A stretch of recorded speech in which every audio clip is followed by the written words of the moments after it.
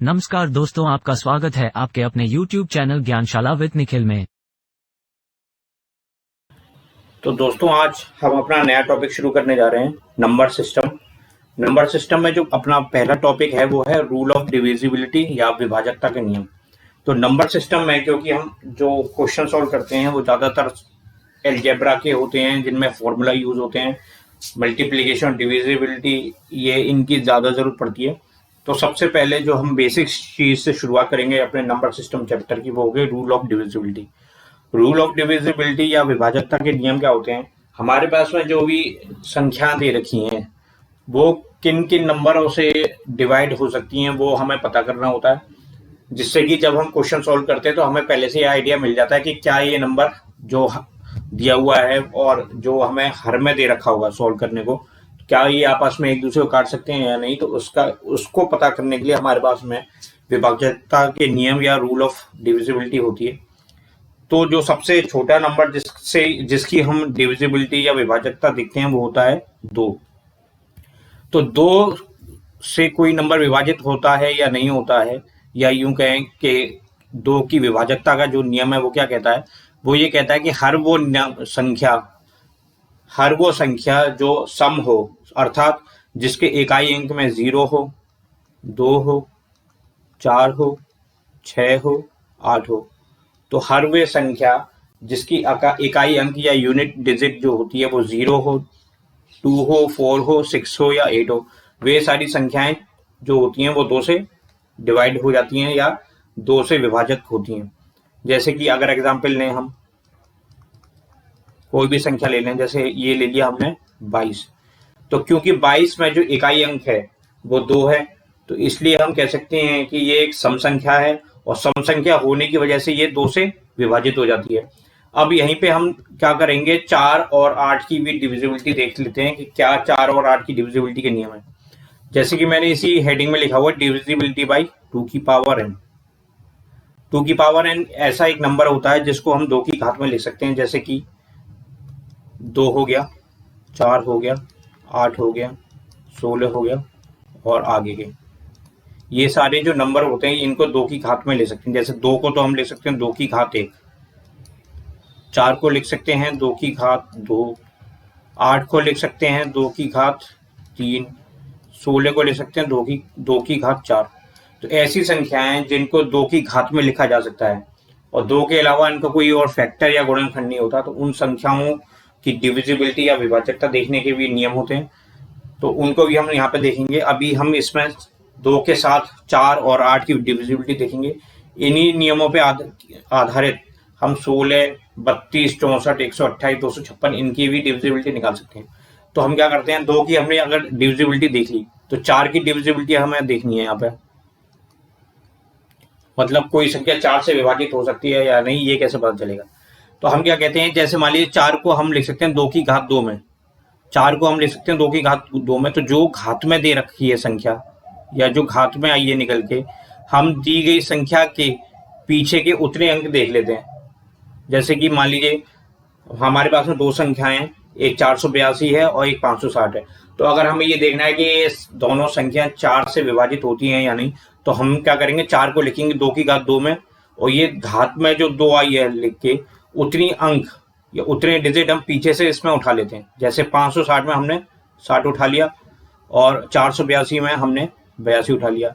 अब हम 482 की जगह केवल और केवल 82 और 560 में केवल और केवल 60 अंक को ही देखेंगे और इनसे हम देखेंगे कि क्या ये 4 से विभाजित हो रही है या नहीं। तो अब इसको विभाजित करके देखते हैं, 82 को 4 से विभाजित हो रही है या नहीं। तो हमें पता है 4 से विभाजित किया तो 4 दूनी 8 होते हैं, शेष बच रहा है 2। इसका मतलब यह है कि 482 जो 82 संख्या है ये 4 से पूर्णतः विभाजित नहीं हो रही है, ये कंप्लीटली डिविजिबल नहीं है 4 से। इसीलिए हम कह सकते हैं 482 जो है वो 4 से विभाजित नहीं हो सकती, मीन्स के 482 जो संख्या है 4 से डिविजिबल नहीं है। अब हम देखते हैं 560 पे। तो हमें पता है कि अगर 560 को हमें चेक करना है कि 4 से डिविजिबल है या नहीं, तो लास्ट की 2 डिजिट लेंगे। तो लास्ट की 2 डिजिट क्या होगी इस नंबर की, ये होगी 60। अब हम इस 60 को 4 से डिवाइड करके देखेंगे क्या ये 64 से डिवाइड हो रहा है। 4 1 4, बचे 2, 0 नीचे लिया, अब आया 4, 5 या 20। ठीक है, इसका मतलब यह है कि 60 जो है वो 4 से डिविजिबल हो रहा है। अब क्योंकि 60 जो है वो 4 से डिविजिबल हो रहा है, इसी वजह से हम कह सकते हैं कि 560 जो नंबर था हमारा, ये भी 4 से डिविजिबल हो जाएगा। तो हमने क्या किया, अगर 4 से हमने डिविजिबिलिटी देखनी है, विभाजकता देखनी है, तो दिए हुए संख्या के पीछे के 2 अंक ले लिए, इकाई अंक और दहाई अंक ले लिया, उससे एक नंबर बना, उस नंबर को हमने 4 से विभाजित करके देखा। अगर वे जो नया नंबर है जो कि इकाई और दहाई अंक से मिलकर बना था वो 4 से विभाजित हो जाता है, तो हम कह सकते हैं कि जो दी गई संख्या है वो भी 4 से डिवाइड हो सकती है। अब हम देखते हैं 8 से डिविजिबिलिटी का नियम क्या कहता है। ठीक है, अब मैंने क्या किया है, यहाँ पे 8 लिखा, तो हमें ये पता है कि 8 को हम 2 की घात 3 में लिख सकते हैं।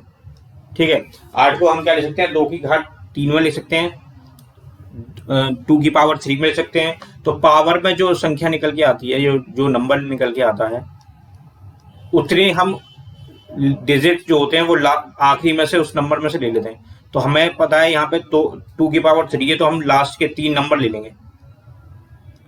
ठीक है, जैसे 1962 में मैंने ले लिया 962, 9992 में ले लिया मैंने 992। अब हम सिर्फ और सिर्फ इस नंबर को डिवाइड करके देखेंगे क्या ये 8 से डिवाइड हो रहा है या नहीं। तो अब देखते हैं 962 अगर 8 से डिवाइड करना हो तो देखें कैसे। अगर ये डिवाइड हो रहा होगा तो हमें रिमाइंडर 0 मिलेगा, अगर ये डिवाइड नहीं हो रहा होगा कंप्लीटली तो हमें रिमाइंडर 0 के अलावा कुछ भी मिल सकता है। अब देखें 8 से डिवाइड करना, तो 8 बन जाए 8, 8 2 जा 16, 8 2 जा 16, रिमाइंडर बचा 2 बचा। अब क्योंकि रिमाइंडर 0 नहीं आ रहा है तो हमारा ये नंबर 962 जो है वो 8 से डिविजिबल नहीं है कंप्लीटली, इसलिए हम ये कह सकते हैं 1962 भी 8 से डिवाइड नहीं हो रहा होगा पूरा। ठीक है, अब देखते हैं 992 में, 992 को 8 से डिवाइड किया तो हमें पता चला कि 8 1 आर 8 माइनस किया बचेगा 1, 9 यहाँ लिखा, 8 2 आर 16, रिमाइंडर ये बचा 3, 2 यहाँ पे लिखा नीचे, 8 4 आर 32, रिमाइंडर क्या आया 0 आया। अब रिमाइंडर 0 आने का मतलब ये कहता है कि ये 992 जो है 992 जो है वो 8 से कम्प्लीटली डिविजिबल है, और क्योंकि ये 8 से कम्प्लीटली डिविजिबल है तो हमारी जो ओरिजिनल जो नंबर था 999 ये भी 8 से डिविजिबल होगा। यही नियम हम 32 के लिए भी निकाल सकते हैं, 64 के लिए निकाल सकते हैं।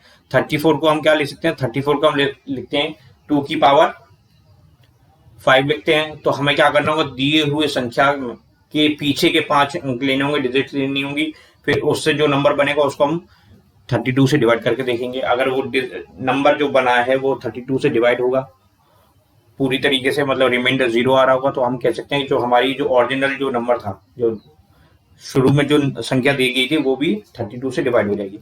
अब हम देखते हैं डिविजिबिलिटी बाय 3, 3 से विभाजकता और 9 से विभाजकता के नियम।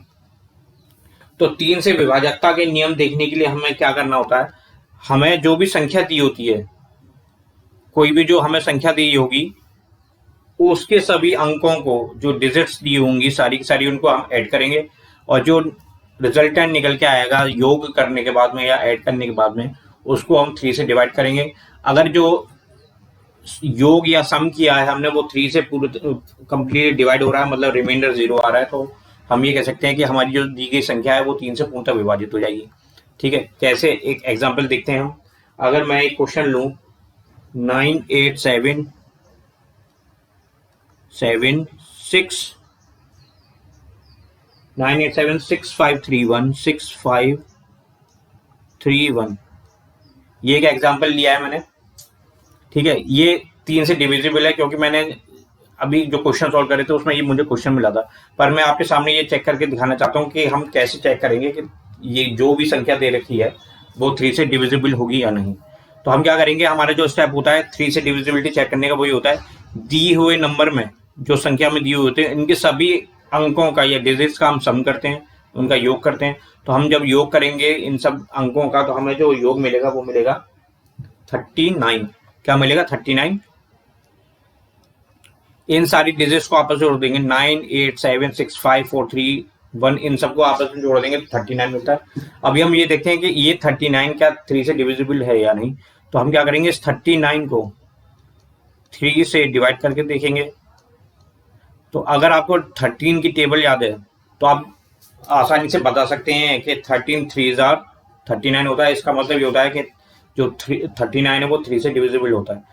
या फिर हमें अगर टेबल याद नहीं है तो हम नॉर्मल अपना डिवीजन मेथड भी यूज कर सकते हैं। जैसे कि 3 1 जार 3, यहाँ बचेगा 0, 9 यहाँ लिखा हमने, 3 3 जार 9, ठीक है। तो ये क्या हो गया, 9 आ गया यहाँ पे, रिमाइंडर आया 0। रिमाइंडर 0 आने का मतलब ये है कि जो हमने सम निकाला था या योग किया था इन सभी अंकों का वो 3 से डिविजिबल है। और 3 से डिविजिबल है इसका मतलब ये है कि ये पूरी जो संख्या दे रखी है 9876531 ये भी 3 से डिविजिबल होगी। अब 9 से डिविजिबिलिटी देखनी है या 9 से विभाजकता देखनी है तो उसका क्या करते हैं हम। पहला प्रोसेस तो वही है कि जो नंबर हमें दिया हुआ है उसके सारे अंकों को, सारी डिजिट्स को हम ऐड करेंगे। फिर जो सम या योग निकल के आएगा उसको 9 से भाग दे के देखेंगे। अगर वो योग जो है वो 9 से पूर्णतः विभाजित हो रहा है, कंप्लीटली डिवाइड कर रहा है या रिमाइंडर 0 आ रहा है, तो उस केस में क्या कह सकते हैं हम कि दी हुई जो संख्या है वो 9 से पूर्णतः डिवाइड हो रही होगी या पूर्णतः विभाजित हो रही होगी, ठीक है। अब इसका एग्जाम्पल देखते हैं। एग्जाम्पल अगर हम इसी क्वेश्चन को देखें तो हमें पता है योग क्या निकल गया है 39, ठीक है। अगर इसी एग्जाम्पल को देखते हैं 9876531 को, तो हमारा जो सम या योग निकल गया है वो 39 निकल गया है। तो हमें अगर इसको 9 से डिविजिबिलिटी देखनी है कि क्या ये नंबर 9 से डिविजिबल है या नहीं, तो हम इसको 9 से डिवाइड करके देखेंगे।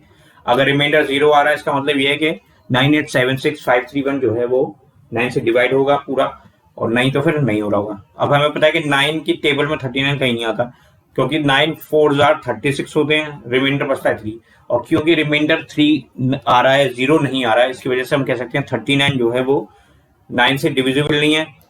और इसका मतलब ये हुआ कि 9876531 जो नंबर दिया हुआ है हमें वो भी 9 से डिविजिबल नहीं होगा। अब हम देखते हैं 5 से डिविजिबिलिटी चेक करनी है।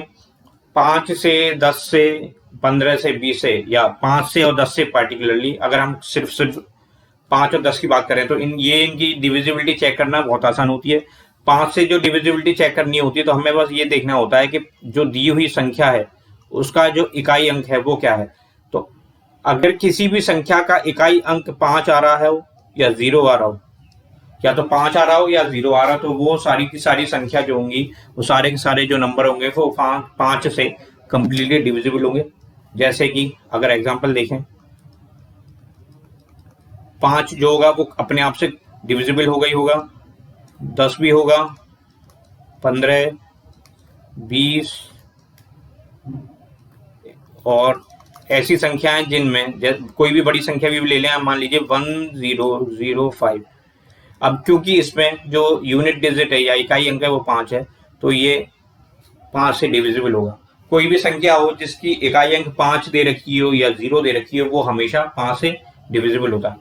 अब 6 से डिविजिबिलिटी देखनी है, 6 की विभाजकता देखनी है। हम ये पता करना है कि 6 से कोई नंबर विभाजित होता है या नहीं। तो हम क्या करते हैं, पहले तो ये देखते हैं कि 6 एक प्राइम नंबर या अभाज्य संख्या है या नहीं। अगर वह अभाज्य संख्या है, कोई संख्या जो है जिसकी हमें डिविजिबिलिटी देखनी है वो एक अभाज्य संख्या है, तो हमें उसका डिविजिबिलिटी नियम याद करना होगा, ठीक है। जैसे 2 का, 3 का, 5 का, ये क्या थी, एक अभाज्य संख्या थी। तो हमें पता है, हमने इनका डिविजिबिलिटी नियम जो है वो याद कर लिया। अब 6 जो है वो अभाज्य संख्या ना होकर के एक कंपोजिट नंबर है, ठीक है। तो कंपोजिट नंबर होने के कारण हम क्या करेंगे, इसके फैक्टर देखेंगे। तो 6 एक कंपोजिट नंबर है, संयुक्त संख्या है, तो हम क्या करेंगे, इसके फैक्टर देखेंगे। इसके फैक्टर क्या हो गए, इसको लिख सकते हैं 2 × 3, ऐसे तो लिख सकते हैं 6 को क्या लिख सकते हैं 2 × 3। तो अब हम क्या करेंगे, इस 6 की डिविजिबिलिटी ना देख करके 2 और 3 की डिविजिबिलिटी देखेंगे। तो अगर कोई संख्या अगर 6 से डिवाइड हो रही है या नहीं ये पता करना हो तो हमें 2 की डिविजिबिलिटी देखनी होगी और 3 की डिविजिबिलिटी देखनी होगी। अगर वह संख्या 2 से और 3 से दोनों से पूर्णतः विभाजित हो रही है तो इसका मतलब ये होता है कि दी गई संख्या 6 से पूर्णतः विभाजित होगी। और 2 की डिविजिबिलिटी हमें पता है कि कोई भी सम संख्या जो होती है वो 2 से पूर्णतः विभाजित होती है। तो हम क्या करेंगे, एक तो 6 की डिविजिबिलिटी चेक करने के लिए हमें ये देखना होगा कि क्या दी गई संख्या सम है या नहीं। अगर सम है तो ठीक है। अगर विषम है तो हम पहले से ही बता देंगे कि जो दी गई संख्या है वो 6 से डिवाइड नहीं होगी, विषम अगर संख्या दे रखी है तो। फिर दूसरी जो है वो 3 की डिविजिबिलिटी चेक करेंगे, और 3 की डिविजिबिलिटी या 3 की विभाजकता हमने देखी अभी, दी गई संख्या के सभी अंकों को जोड़ेंगे, जोड़ने पर जो सम आएगा या योग आएगा उसको 3 से डिवाइड करेंगे। अगर रिमाइंडर 0 मिल रहा है तो वो जो सम होगा वो 3 से विभाजित होगा। अगर रिमाइंडर या शेष शून्य नहीं आ रहा है तो वो जो योग या सम आया है वो 3 से डिवाइड नहीं होगा।